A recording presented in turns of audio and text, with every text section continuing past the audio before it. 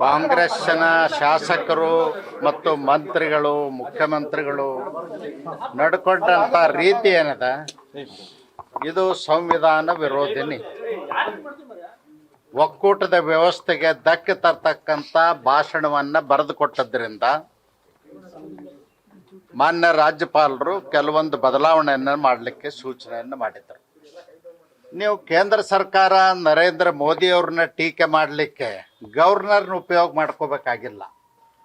ವಿಧಾನಸಭೆ ಇದೆ, ವಿಧಾನಸಭೆ ಹೊರಗೂ ಅವಕಾಶ ಇದೆ.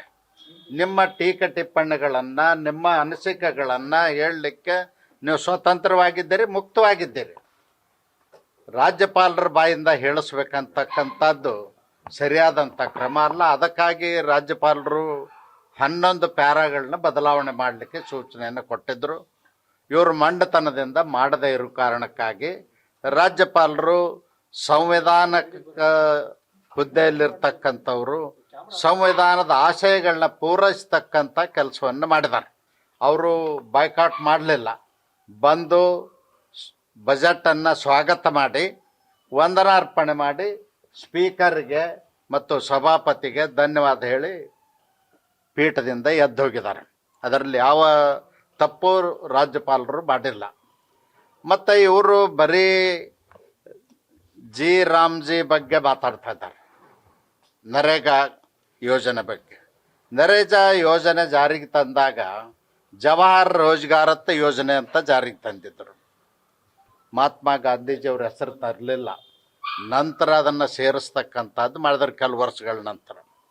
ನಾನು ಕಾಂಗ್ರೆಸ್ ನಾಯಕರಿಗೆ ಕೇಳಲಿಕ್ಕೆ ಬಯಸ್ತೀನಿ, ಮಹಾತ್ಮ ಗಾಂಧಿ ಬಗ್ಗೆ ನಿಮಗೆ ಅಷ್ಟೊಂದು ಪ್ರೀತಿ ಇದ್ದರೆ ಗಾಂಧೀಜಿಯವರ ಹೆಸರುಗಳನ್ನು ಎಲ್ಲ ಯೋಜನೆಗಳಿಗೂ ಇಡಬೇಕಾಗಿತ್ತು.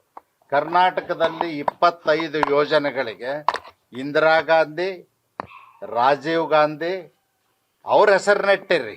ನಕಲಿ ಗಾಂಧಿಗಳ ಹೆಸರು ನೀವು ಯಾರೂ ಮಹಾತ್ಮ ಗಾಂಧೀಜಿಯವ್ರ ಹೆಸರು ಹೇಳಲಿಲ್ಲ. ನಾನು ಒಂದು ಪ್ರಶ್ನೆ ಕೇಳ್ತೀನಿ, ಸಿದ್ದರಾಮಯ್ಯನವ್ರು ಉತ್ತರ ಹೇಳ್ತಾರ ಅಥವಾ ರಾಹುಲ್ ಗಾಂಧಿ ಉತ್ತರ ಹೇಳ್ತಾರ?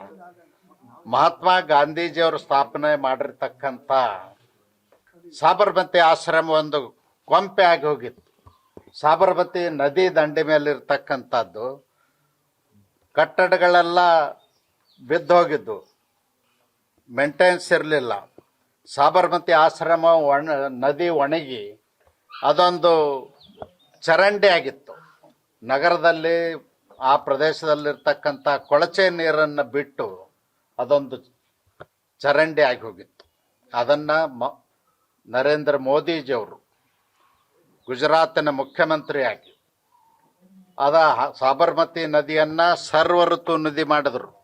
ಅದನ್ನು ಸ್ವಚ್ಛಗೊಳಿಸಿ ಮತ್ತು 12 ತಿಂಗಳು ನೀರು ಹರಿಯುವಾಗ ವ್ಯವಸ್ಥೆ ಮಾಡಿ ಅದೊಂದು ಸರ್ವ ಋತು ನದಿ ಮಾಡಿದರು. ಅಷ್ಟೇ ಅಲ್ಲ, ಸಾಬರಮತಿ ಆಶ್ರಮವನ್ನು ಪುನರ್ ನಿರ್ಮಾಣ ಮಾಡ್ತಕ್ಕಂಥದ್ದು, ರಿಪೇರಿ ಮಾಡ್ತಕ್ಕಂಥದ್ದು ಎಲ್ಲೆಲ್ಲಿ ಅವಶ್ಯದ ಅದೆಲ್ಲವನ್ನು ಮಾಡಿ ಇವತ್ತು ಮಹಾತ್ಮ ಗಾಂಧೀಜಿಯವರು ಸ್ಥಾಪನೆ ಮಾಡಿರ್ತಕ್ಕಂಥ ಸಾಬರಮತಿ ಆಶ್ರಮ ಒಂದು ಐತಿಹಾಸಿಕ ಸ್ಥಳ ಆಗ್ಯದ ಮತ್ತು ಟೂರಿಸ್ಟ್ ಸೆಂಟರ್ ಆಗ್ಯದ. ದೇಶ ವಿದೇಶಗಳಿಂದ ಬರ್ತಕ್ಕಂಥವ್ರು ಮಹಾತ್ಮ ಗಾಂಧೀಜಿಯವರು ವಾಸವಾಗಿರ್ತಕ್ಕಂಥ ಸಾಬರಮತಿ ಆಶ್ರಮಕ್ಕೆ ಬರ್ತಾರ. ಆ ಪುಣ್ಯ ನದಿ ಒಳಗೆ ಸ್ನಾನ ಮಾಡಿ ಹೋಗ್ತಕ್ಕಂಥದ್ದಾಗಿದೆ. ಅದರ ಕಾಂಗ್ರೆಸ್ನವ್ರು ಯಾಕೆ ಮಾಡಲಿಲ್ಲ? ಪಂಡಿತ್ ಜವಾಹರ್ಲಾಲ್ ನೆಹರೂರವರು ಪ್ರಧಾನಮಂತ್ರಿ ಇದ್ದಾಗ 1961ರಲ್ಲಿ ಒಂದು ಸಾಬರಮತಿ ಡೆವಲಪ್ಮೆಂಟ್ ಕಾರ್ಪೊರೇಷನ್ ಅಂತ ಮಾಡಿದರು. 1 ರೂಪಾಯಿನೂ ಅದಕ್ಕೆ ಅನುದಾನ ಕೊಡಲಿಲ್ಲ, ರಿಪೇರಿ ಮಾಡಲಿಲ್ಲ, ಒಬ್ಬರು ಆ ಕಡೆ ತಿರುಗಿ ನೋಡಲಿಲ್ಲ. ಈಗ ಸುಳ್ಳು ಆಪಾದನೆ ಮಾಡ್ತಕ್ಕಂಥದ್ದು ಗಾಂಧೀಜಿಯವ್ರನ್ನ ಕೊಂದರು ಮತ್ತೊಮ್ಮೆ ಅಂಥೇಳಿ. ಇಲ್ಲ, ಮಹಾತ್ಮ ಗಾಂಧೀಜಿಯವ್ರದ್ದು ಆಸೆ ಏನಿತ್ತು, ದೇಶದಲ್ಲಿ ಜನ ಸ್ವತಂತ್ರವಾಗಿರಬೇಕು ಮತ್ತು ದೇಶಕ್ಕೆ ಬ್ರಿಟಿಷರ ಕಪಿಮುಷ್ಟಿಯಿಂದ ಬಿಡುಗಡೆ ಆಗಬೇಕು, ದೇಶ ಹಳ್ಳಿಗಳ ದೇಶ ಇರ್ತಕ್ಕಂಥದ್ದು, ಹಳ್ಳಿಗಳ ದೇಶ ಹಳ್ಳಿಗಳ ಜನರಿಂದನೇ ಆಡಳಿತ ಆಗಬೇಕಂತಕ್ಕಂಥದ್ದು. ಆ ಆಶಯಕ್ಕೆ ಅನುಗುಣವಾಗಿ ಇವತ್ತು ಗ್ರಾಮ ಸ್ವರಾಜ್ಯ ರಾಮರಾಜ್ಯದ ಕನಸನ್ನು ನನಸು ಮಾಡಿರ್ತಕ್ಕಂಥವ್ರು ನರೇಂದ್ರ ಮೋದಿ. 100 ಇದ್ದದ್ದನ್ನು 130 ದಿವಸ ಮಾಡಿದರು. ರೂಪಾಯಿ 340 ಇದ್ದದ್ದು 370 ಮಾಡಿದರು.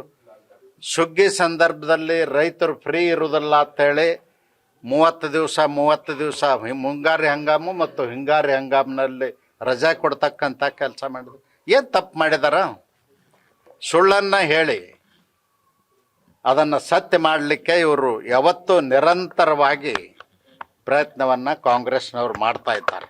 ಇವತ್ತು ಸಿದ್ದರಾಮಯ್ಯನವ್ರು, ಇದೇ ಸಿದ್ದರಾಮಯ್ಯನವ್ರು ತೋಳೇರಿಸಿ ಹೇಳ್ತಿದ್ರು 40% ಸರ್ಕಾರ BJP ಸರ್ಕಾರ ಅಂತೇಳಿ. ಇವತ್ತು ಕಾಂಟ್ರಾಕ್ಟರ್, ಯಾವ ಕಾಂಟ್ರಾಕ್ಟರ್ ಅಸೋಸಿಯೇಷನ್ದವ್ರ ಕಡೆಯಿಂದ ಇಲ್ಲ. ಇವತ್ತು ಅವ್ರ ಹೆಸರು ಹೇಳೋದು ಬೇಡ, ತೀರೋದ್ರು ಅವರು. ಅವ್ರ ಕಡೆಯಿಂದ ಲೆಟ್ರ್ ಬರೆಸ್ಕೊಂಡು 40% ಆರೋಪ ಮಾಡಿದ್ರಲ್ಲ, ಇವತ್ತು 60% ಅಂತ ಅವರೇ ಲೆಟ್ರ್ ಕೊಟ್ರೆ ಅದೇ ಕಾಂಟ್ರಾಕ್ಟರ್ ಅಸೋಸಿಯೇಷನ್. ಏನು ಹೇಳ್ತಾರೆ ಸಿದ್ದರಾಮಯ್ಯ ಉತ್ತರ?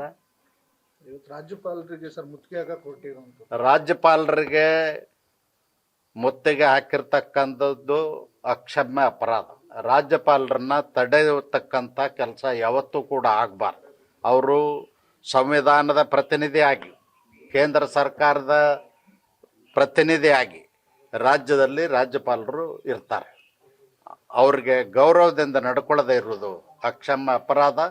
ಇವತ್ತೇನು ಅವ್ರಿಗೆ ತಡೆ ಒಡ್ಡಿದ್ರು, ಅವ್ರನ್ನ ಎಳೆದ್ರು, ಅದೆಲ್ಲನೂ ಮಾಡಿದ್ದು ತಪ್ಪಾಗ್ತದ. ಅಂಥವ್ರ ವಿರುದ್ಧ ಕಾನೂನಿನ ಕ್ರಮ ತಗೊಳ್ಬೇಕು, ಅಂಥವ್ರ ಸದಸ್ಯತ್ವವನ್ನು ರದ್ದು ಮಾಡಬೇಕು ಅಂತ ಒತ್ತಾಯ. ಬಿಜೆಪಿ ವಿರುದ್ಧದ ಆಕ್ರೋಶ ಎಲ್ಲೋ ರಾಜ್ಯಪಾಲರ ವಿರುದ್ಧ ಆಯ್ತಾ ಅಂತ ಹೋಗೋಣ. ಬಿಜೆಪಿ ವಿರುದ್ಧದ ಆಕ್ರೋಶ, ಬಿಜೆಪಿ ಏನು ಆಕ್ರೋಶ? ಏನು 2.5 ವರ್ಷ ಆಯ್ತು ಬಂದು ಒಂದೇ ಒಂದು ಅಭಿವೃದ್ಧಿ ಮಾಡಲಿಲ್ಲ, ಏನೂ ಕೆಲಸ ಮಾಡಲಿಲ್ಲ. ಬರೀ ಬಂಡತನದಿಂದ BJP ಬೈಕೊಂಡು ಓಡಾಡಿದ್ರೆ ಅವ್ರಿಗೆ ಯಾವತ್ತೂ ಕೂಡ ಶ್ರೇಯಸ್ ಬರೋದಲ್ಲ. Thank you. ನ್ಯೂಸ್ ಫಸ್ಟ್, ನಿರ್ಭೀತಿಯಿಂದ ನಿಮ್ಮ ಪರವಾಗಿ.